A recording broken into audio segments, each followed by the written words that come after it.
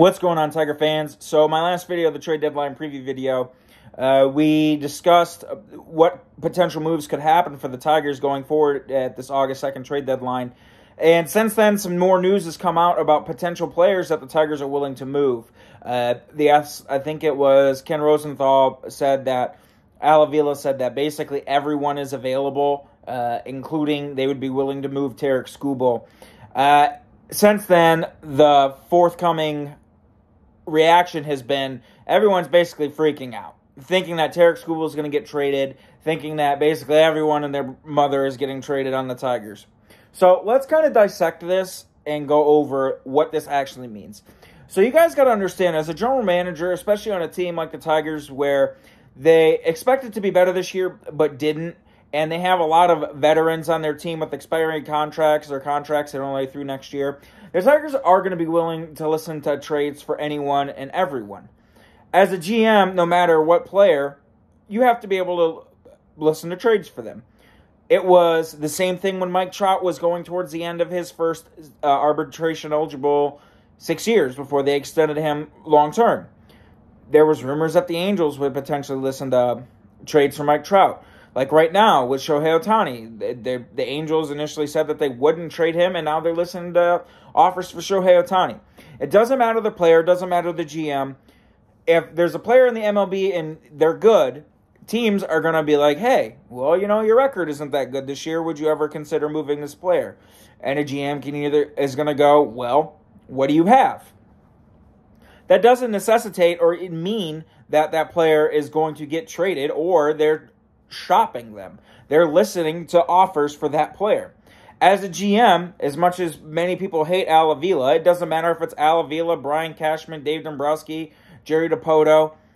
You have to be willing to listen to trades on anyone or listen to the market, because there might be something that a GM is going to do and overpay you, and you're going to get a lot of talent for that player. Now, I want to take you guys back to 2017. Michael Fulmer had just come off his Rookie of the Year, and he had won Rookie of the Year. And the writing on the wall that the rebuild was definitely in the future, because the Tigers had missed the playoffs in 16. 17, you know, they had good players, but they're aging and bad contracts, and they were just trying to hold the window open. And with the writing on the wall in 17 that the rebuild was, the Tigers were about to full-blown tear down, there was a lot of people wondering if the Tigers were going to trade Michael Fulmer when his value was so high. Well, basically what's being said about Tarik Skubal was said about Michael Fulmer. There were so many people that were like, oh, that's so stupid that they would consider trading Fulmer. Fulmer just won Rookie of the Year. He's one of our best pitchers. He's going to be with Verlander for the next blah, blah, blah, X amount of time. We can't trade him. We need good young starters to build around. Tigers didn't trade him, and almost instantaneously like that, Michael Fulmer from 17 on started having arm problems, to the point to where he had Tommy John, to the point to where he had shoulder issues, to the point where he had elbow issues. And really, until this year, there's been IL stints every single year for Michael Fulmer. The Tigers were also in a situation where they should have traded Matt Boyd. Matt Boyd emerged from particularly 17 to, I would say, when he started getting hurt in 19, being one of their best pitchers, because Fulmer was hurt. They didn't really have a starting five. I mean, you got to remember, the Tigers went through a lot of different starters from 2017 to 2020. They went through just signing anyone. I mean, they had guys like Tyson Ross. They had guys like Matt Moore. They were experimented with Tyler Alexander being. You had the Daniel Norris Verhagen fifth starter where they would piggyback off of one another. You had Buck Farmer would occasionally start. You had a bunch of different guys in that rotation that they would experiment with. And Matt Boyd was pretty much it. He was their best guy. Well, I can remember that the Tigers were thinking about trading him, and people were kind of up in arms. Well, Matt Boyd's your only starter. You don't have anyone else that is any better than Matt Boyd, and he's their quote-unquote ace. I mean, I've heard people call Matt Boyd in 2018 their staff ace. And people were up in arms that they didn't trade Matt Boyd. What happened? They were going to trade Matt Boyd. What happened? Trade deadline comes and goes. The following year, Matt Boyd starts getting hurt. And you look at Matt Boyd's last 2 to 3 years on the Tigers, he was hurt every single year, and they didn't trade him. They didn't trade him when his value was sky high, and what happened? He ended up leaving for nothing. The Tigers didn't get a damn thing, not a compensation pick, nothing. They didn't give him even an attempt to sign him back. And I think he's been hurt again this year. I don't think he's on the contract anywhere. So, 2 instances since 2016 where the Tigers kept starters because they were their quote-unquote best starters and didn't attempt to move them because, one, they thought Fulmer was going to be the guy they're going to build around. And there was really nothing there after 2017. They wanted to keep Matt Boyd because he was their only guy that was making 25 starts a year. They kept both guys, and they're going to get something for Fulmer because Fulmer is going to be on the move here within the next matter of hours, over the next 2 days, so he's going to be gone. But it's not going to be the haul when Fulmer had 5 years of service time left, and they could have got a lot for him because he's coming off the Rookie of the Year. Now, you look at Tarik Skubal. Tarik Skubal, in his second full year in the big leagues, his health has been great. He's been extremely reliable every 5th day to make his start. I mean, even when he got hit by that comebacker in Cleveland this year, he made his 5th start. He made his start 5 days later. It was no big deal. He's been extremely durable. He's been extremely reliable. His stuff has been great. I mean, he's flashed 100 from the left side this year. He had a 10-start stretch where he had a sub 250 ERA. He was absolutely amazing. People thought he was going to be in the All-Star game. And then he went through a 4-start stretch where he was, getting hit up and he was walking guys and it wasn't that good. And now he's on a 3-start stretch after that mini blip where he's looking like Tarik Skubal again. His last start out, his defense didn't help him and he had to throw a lot of pitches, I believe, in the 4th inning of that game. But he still ended up going 6. Tarik Skubal is a very good starter. He is a very good player. He's a very good pitcher. But at the same time, you can't sit here and not listen to offers for someone because you don't know what the end outcome is going to be. We all thought, Casey Mize, he's already got Tommy John surgery. Matt Manning has thrown 2 starts this year, and the Tigers expect him to join him in Minnesota. You don't know what his outcome is going to be. You don't know what the outcome is going to be with any pitcher, especially young pitchers. But Tarik Skubal's value is sky high. And you can't look at this as like a negative that they're quote-unquote shopping him because he could get a lot for Tarik Skubal. And Tarik Skubal could be like Michael Fulmer to where he could go out next year and if they were to trade him and he could blow his arm out and he could not be any good anymore and it could ruin his career. Or Tarik Skubal could be a 7-time Cy Young winner. We don't know. He's only 25. The Tigers could get a lot for him. Now, my biggest fear is it's Al Avila the one doing the trading. I like Al Avila. 90% of the fan base doesn't. I like Al Avila because the players that he's looking to trade, the players with the maximum value, these young guys, he drafted, he brought into the system, his system developed him. Tarik Skubal is a product of an Al Avila regime. But he can't trade players to save his life. His trades have absolutely sucked. Especially looking back, hindsight 2020, knowing what players he's gotten for some of these players. Really the only player that he's brought in that's been anything has been Jeimer Candelario. That's it. That's been his only good trade. And even as someone who likes Al Avila, he can't make trades. He's not good at it. And, let's be real, Jeimer's been his only good trade. So that's the only thing that scares me is he's the one doing the shopping. He's yet to do what Dave Dombrowski was great at doing and fleece teams and get players that people slept on. Like when Dave Dombrowski got Anibal Sanchez and Omar Infante. And those 2 guys helped the Tigers for a few years after that. And Jacob Turner washed out of the league and Brian Flynn washed out of the league. And none of those guys came back and bit them. Or when he got Doug Fister for Casper Wells and Luke French. None of those guys ever helped the Mariners out. And Doug Fister was a really good 3rd starter for the Tigers. 4th starter for the Tigers for a 3-year stretch. They got a lot out of him. So that's my biggest worry. The Tigers fans as a fan base shouldn't freak out that they're shopping. And I keep doing this because you need to understand it's not like they're out there in a flea market going, come get Tarik Skubal.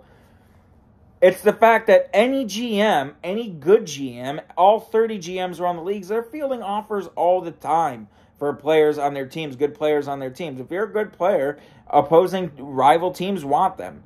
And teams with good farm systems will, if they're willing to overpay, they're willing to overpay. I mean, look at, like, in the NFL, the Herschel Walker trade what the Dallas Cowboys did. The Dallas Cowboys built a Super Bowl dynasty, 3 championships, in 5 years from one trade because of all the players they drafted.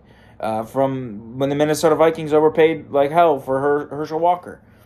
You always have to be on the lookout for good things. I mean, like a dream trade, for example, that I thought of in my head for Tarik Skubal. Like, imagine if the Dodgers would trade you Trey Turner and Bobby Miller for Tarik Skubal, Andrew Chafin, and Michael Fulmer.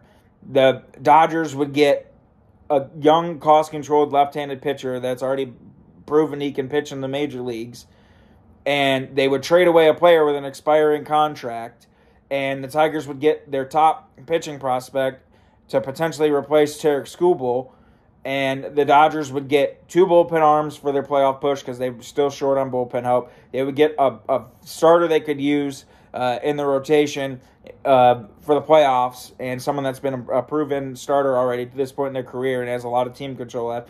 The Tigers would get a bat they desperately need in Trey Turner, but you'd have to re-sign Trey Turner because, you're going to give up a lot to get him between Tarik Skubal, Fulmer, and Chafin. And if they wanted, or maybe even Tarik Skubal, Gregory Soto, and Michael Fulmer, they could trade for that. That way they would have Gregory Soto for 3 more years. And then they would get Trey Turner.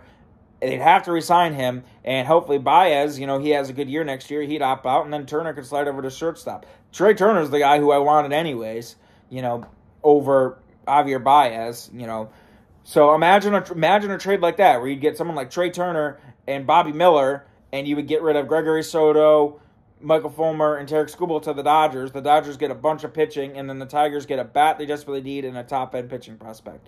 Imagine if a team was willing to do something like that for Tarik Skubal. Obviously, that's not going to happen because the Dodgers aren't about to ship off a bat when they're looking for more bats, but they need pitching, and that's a hell of a lot of pitching. So that's my point. You always got to be listening, and you always got to be seeing if teams are willing to overpay and they're willing to give you a bunch of prospects and your team can get better from shipping away one of your better guys, so be it. It just is what it is. When the Tigers traded for Miguel Cabrera, everyone thought, that trading away Andrew Miller and Cameron Maybin, and they traded away, I think they traded away a total of 4 guys in that trade, but obviously Miller and Maybin were the heads of it. People thought that Miller and Maybin were going to be really, really good. Both the guys had already made their debuts in Detroit. They had a little bit of big league experience. And you look at that trade. Neither Miller nor Maybin did anything for the Marlins. None of those guys that the Tigers had traded for Miguel Cabrera did anything for the Marlins. And those guys were only on the team for less than, I think, 5 years, before they had gone off to different organizations. Miller or Maybin ended up coming back to the Tigers 3 different times. So, just think of it like that. You don't know what's going to happen in players' careers. You don't know what the overall end result's going to be. And making a trade is a 50-50 chance. They're going to be really good or it could be really bad. It could be, Tigers getting Miguel Cabrera, or it could be the Tigers getting Jared Washburn. Or it doesn't work out. It doesn't lead to anything. So, Tiger fans, calm down. Because just because they're listening to offers and they're willing to trade anyone, doesn't mean they're going to trade them. The Tigers have gone through 15 different starting pitchers. They have no starters. They're about to start Daniel Norris. They signed him back. They signed Chichi Gonzalez. They're about to start some really shitty starters because they have no depth, because they've gone through so many different pitchers. Eventually, hopefully, by the end of August, the starting 5 is going to back to be Skubal, Manning, Pineda, Brisky, and it'll probably be a fluctuation of different fifth starters could be Chichi Gonzalez, could be Daniel Norris. They could do a piggyback thing with Tyler Alexander, who knows. But they're so short on starters right now, they're about to start Brian Garcia. So they need starters. They have so many different starters. So just because they're willing to listen to offers and he's quote-unquote on the market doesn't mean he's going to trade him. I am 90% willing to bet come August 3rd, Tarik Skubal will be a Detroit Tiger. He has so many years left of team control. He's been such a valuable contributor to the rotation. They have so little amount of starting pitching depth.